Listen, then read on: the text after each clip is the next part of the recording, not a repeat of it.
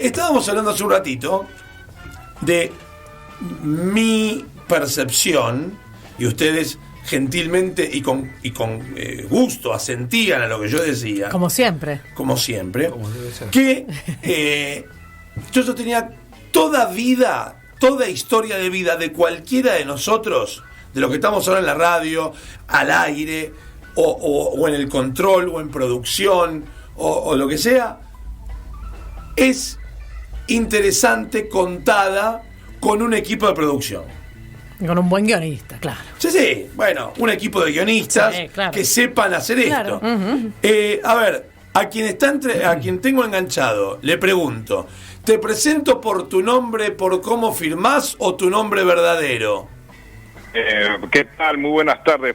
¿Por cómo? Mondo. Ok, vamos entonces por el nombre con el que firmás. Estamos comunicados con Mondo Franco. Él es guionista especializado en biopics, ¿sí? Ha trabajado en 30 documentales, en History Channel, en Discovery Channel, en Nat Geo, en Canal Encuentro. Ha trabajado para la Unión de Cuatro Cabezas y Telefe, en un periodístico que se llamó La Liga, El Papa del Fin del Mundo. Bueno, Mondo, ¿cómo te va? Nacho Bogano te saluda. ¿Qué tal, Nacho? ¿Cómo andás? Hemos compartido por ahí piso alguna vez, porque yo andaba por Cuatro Cabezas en el 2005, 2007, 2009, así que nos habremos cruzado. Seguramente, yo 2007 fue mi último año en Caiga. Ajá. Pero bueno, estuvimos por ahí. Mondo, sí, con los ingredientes que todos vemos, ¿no? La flexibilidad de la ficción y la realidad, un chimichurri que le pueda poner. Todos tenemos una persona, papá o mamá o hermana o abuelo, que significó mucho en la más tierna infancia, alguna muerte dolorosa en la familia, algún secreto en la familia. Todas las vidas pueden ser realmente apetecibles para mirar en una biopic. Yo creo que sí. Igualmente te encontrás con ese señor que en la fiesta ha tomado un poco de más y te dice, si yo te cuento mi vida vas a hacer una película, ¿no? Sí. Siempre te encontrás con claro. eso. Sí, claro. Y cuando te empieza a hablar medio tropezando con las palabras, vos decís, bueno, no sé si tanto, pero una película mala puede ser también. ¿Cómo? Claro, puede ser una película mala, pero una película claro, que no tenga punto de giro. Pero yo creo que si vos te sentás a escuchar, todo tiene. El asunto es que alguna parte de la historia te emocione, te conmueva. Cuando vos encontrás ese punto que te conmueve, ahí agarrás eso y empezás a girar para atrás y para adelante, y ahí esa historia la podés contar. Y todos tenemos un punto en donde parecía que íbamos a tirar la toalla y bueno, y ya está, y no voy a seguir porque no me fue bien, y de golpe llega un llamado, de golpe te encontrás con un tipo en el café y de golpe pasa algo y esa historia cambia y vuelve a retomar. Siempre en las historias hay un umbral, se llama para los guionistas, que cuando vos cruzás el umbral, ahí empieza la aventura. Y yo creo que todos tenemos algún umbral que hemos pasado alguna vez, y nuestros parientes también, y bueno, eso, yo creo que en todas historias hay ese momento, pero te tiene que conmover. Vos como guionista tenés que ponerte en blanco y decir, a ver qué veo, a ver qué escucho. Yo cuando hicimos lo del Papa, que me tocó hacer 2 documentales sobre el Papa, que a los 2 les fue bien, uno ganó un Emmy y el otro ganó el Martín Fierro, yo no conocía nada, no sabía ni quién era Bergoglio, no tenía ni idea. Y me senté y empecé a escuchar testimonio de primera mano, no lo que se decía, lo que había subido. Y hubo momentos que me conmoví hasta las lágrimas, y dije, no sé quién es, porque no lo conozco, pero esta historia es conmovedora, está bueno, me gusta, y al mismo tiempo que yo aprendo y voy escribiendo eso conmovido, creas una historia que conmueve, te gusta. Entonces yo creo que sí, que todas las historias en algún momento, a todos nos pasó que nos conmovimos alguna vez en nuestra vida, si vamos para atrás. Mondo, yo creo que sí. Técnicamente, ¿existe una diferencia o una frontera entre basado en hechos reales y la biografía autorizada, lo oficial? A ver, por ejemplo, el tema es el resultado.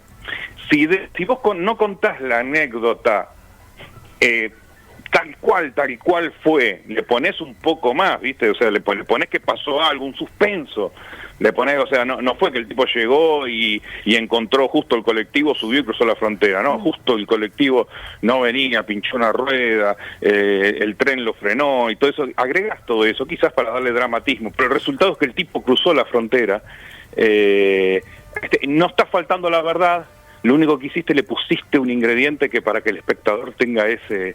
Y ese es el límite. Yo creo que el límite es respetar cómo terminó la historia. Y quizás vos en el medio podés meter un suspensito, un decir, quédese ahí, no se vaya, no se vaya que ya viene. Claro. Fíjese, ¿el tren habrá venido o no habrá venido? ¿Pasó el tren, pasó la cosa, se llegó a cruzar la frontera o no? Pero por ahí el tipo llegó y cruzó la frontera. Entonces vos ahí le metés un poco y no estás mintiendo. Estás agregando un poquito ahí porque la historia es que el tipo cruzó la frontera. Claro, digo, porque después vos ves una biopic y decís, uy, bueno, ¿cómo va a ser el ordenamiento de los acontecimientos? Porque después en una de esas, a mí me puede pasar algo similar, pero el colectivo me vino rápido. Y digo, che, mierda, ahora tengo miedo que si el colectivo me vino rápido, a mí no me pase como al otro que tuvo tanta vicisitud, ¿viste? Sí, eso es cierto, pero bueno, sí, ahí está la diferencia entre la vida de uno y la de otro, pero vos también podés crear. Hay una película que se llama El Gran Pez. Sí. ¿Vos te acordás del Gran Pez? Que era una película donde el padre le contaba ahí con los hechos que habían pasado, pero se los agrandaba y le ponía magia a las cosas que pasaban, y al final de la película cuando se muere el padre se las spoilea todo, pero, sí, igual tiene voz, tiene 20 años, claro. Sí.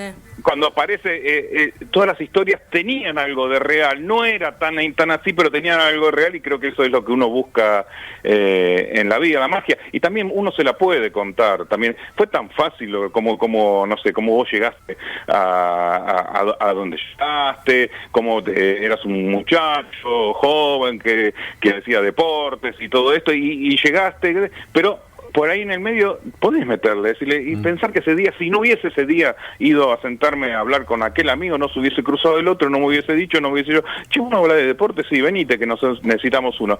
Le agregás un poco más. ¿Pasó o no pasó? Queda en uno después creer si pasó o no pasó, porque la vida también es magia, ojo.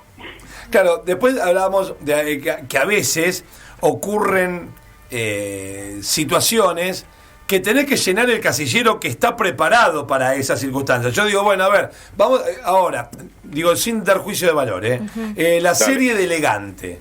Bueno, sí. Vos te pones a escribir, hay un proceso, hay un procedimiento, un protocolo. Che, bueno, a ver, hablemos con Elegante 3 horas. Hola, ¿qué tal? Te pongo el grabador. Después hablemos con los que nombra Elegante en la historia. Para ir cubriendo la cosa. Digo, pero, ves, Elegante, bueno, un papá, una mamá. Listo, te tenés que centrar ahí. Bueno, historia A, historia B, historia C. Es como que vas subiendo los rasti uno arriba del otro. Sí. Hay en las historias que se cuentan desde la Ilíada, desde hasta la novela de Andrea del Boca, todos tienen una unidad que se llama el camino del héroe, que es las vidas, le pasa algo al héroe. O sea, el héroe vive una vida normal, que es había una vez, un príncipe, vivía en estaba todo bien, hasta que un día pasó tal cosa, entonces ahí empieza la aventura, el tipo empieza a buscar aliados, tiene los enemigos, busca el elixir para volver a su lugar, y da toda una vuelta que vuelve al mismo lugar. Cuando vuelve al mismo lugar ya no es el mismo. Esa fórmula sí existe, se llama Camino del Héroe, tiene 12 pasos, y nosotros los que escribimos solemos buscar que esos pasos coincidan, y generalmente coinciden, porque pensá que lo usaban los griegos en la época de Homero, y lo usaba el que hacía la novela, no sé, ahora de Suar, ponele ahora, usan lo mismo, el personaje va a tener un recorrido, sí hay un lugar donde uno va poniendo los casilleros. Y son pero ahora me interesó eso, y los 12 pasos, ¿se cumplen, deben cumplirse los 12 pasos para una historia? Tratás de que se cumplan los 12 pasos para una historia, no es tan matemático, pero podés, a ver, enaltecer algunos. Por ahí uno, el cruce del umbral lo hizo rápido. Digo, bueno, yo era un muchacho que jugaba a la pelota en Villa Fiorito, y iba la mamá, iba a jugar, pasó, hasta que un día vino alguien y le dijo, che, ¿no querés venir a probarte a...? Ahí podemos hacer un poco más largo, y lo hacemos, y ponemos una música épica. No, está muy bueno, ¿sabés para qué? Esto es un servicio para aquellas personas que están de novio o de novia hace poco y los invitan a un cumpleaños de sobrino para presentar a la familia. Y Exacto. sabiendo el camino del héroe, le puede contar cuentos a los chicos. Y ahí dicen, ay, qué lindo que es Nacho, ¿no? Mirá, qué bien. No, se quedó con los chicos. Claro. Y uno sabe el camino del héroe. Eso significa después una actividad van a tener que sexual escuchar los 12 pasos. muy grande. Claro. Siéntense que van a escuchar los 12 pasos. Había una vez... Es que los cuentos son esos. Había una vez, hasta que un día, y entonces, y colorín colorado, es todo el camino recorre eso. ¿Tienen nombre uno los puede ir a una pasos del fiesta héroe? y causar efecto. ¿El camino del héroe tiene nombres, los pasos? Sí, tiene nombre. Te meto en un brete, si no me los acuerdo todos, pero te puedo decir, primero el héroe vive en el mundo ordinario, aparece el desafío de la aventura, el héroe puede aceptar la aventura, no acepta la aventura, generalmente el 99,9% de la gente se queda viviendo una vida de lunes a viernes, un mes de vacaciones, y te jubilás a los 60, entonces no adquiere la aventura, la gran aventura, entonces nada, o sea, puede... Toma la aventura, cuando llega, toma la aventura, cruza el umbral. Cuando cruza el umbral no puede volver para atrás ya. O sea, si vos tomaste una decisión, ya no puedes volver atrás. Vas para adelante y ahí empezás a tener el mentor. Ese es uno que te ayuda a cruzar el umbral. Piensen todos que han tenido a alguien que les ayudó a pasar eso. El tipo que llegó y dijo, che, escúchame, mirá, dale, vení. Después empezás a encontrar los enemigos, empezás a encontrar los opositores. Fíjense, piensen en todo, en Harry Potter, en El Señor de los Anillos. Después vos tenés los desafíos, pasás una prueba, pasás otra prueba. Después viene la tentación, pensemos en Cristo también, cuando el Cristo y Maradona son los caminos más perfectos para un guionista de que cumplen todos los pasos. Viene la tentación, viene el momento, la batalla final, donde el tipo gana. Te estoy diciendo todos los pasos, agarra el elixir, y con el elixir, ya que es la sabiduría, lo que obtuvo todo eso, vuelve al mundo. ¿Para qué? Para ayudar a los otros, para ayudar a otros a que crucen el umbral. Eso más o menos serían los 12 pasos. Te digo, hay vidas que vos la mirás y decís, wow, Jesús y Maradona son dos vidas que vos decís, wow, cumple todo, es perfecto. El que escribió estas vidas son perfectas. Por eso es tan atractivo, claro. Por eso nos conmueven esas vidas. Ahora, esto, Mondo, me habíamos hablado de otra cosa. Los griegos, en este esquema, lo inventan, se dan cuenta que es así, digo, agarran de cero, hacen un análisis psicológico de la gente. ¿Cómo inventan esta cronología del drama? ¿Sabes cómo lo inventan? Porque en aquella época, todo era oral. O sea, no había, la gente no leía, la gente no escribía, y entonces, ¿qué pasaba? Para yo contarte a vos un cuento y que ese cuento tenga efecto, tengo que tener ciertos mojones en la historia. Entonces es como para contarte una historia, para contarte la guerra de Troya, y yo te tengo que ir contando la historia de Paris, de Patroclo, de Ulises, y te voy contando la historia, y esos serían como mojones que se ponían de acuerdo. Bueno, entonces, ¿cómo empieza un cuento? Siéntense todos alrededor del fuego, decían los griegos. Vamos a sentarnos acá en la playa, como estaban ellos, tomando vino, todo desnudo, bueno, estaban ahí pasando la bomba, y dice, bueno, y entonces uno empezaba. Había una vez, qué sé yo cuánto. Hasta que un día, entonces, esa tradición oral, que no iba escrita, tenía que estar sustentada por algo. ¿Por qué? Porque la había una vez, hasta que un día, entonces pasó, y colorín colorado. Esa estructura crearon los griegos, y quizás crearon otras que no supimos, otras civilizaciones, crearon esa estructura sólida para contarlo de uno a otro, que era la tradición, como se iban contando uno a otro, venís, nos sentamos y hablamos alrededor del fogón.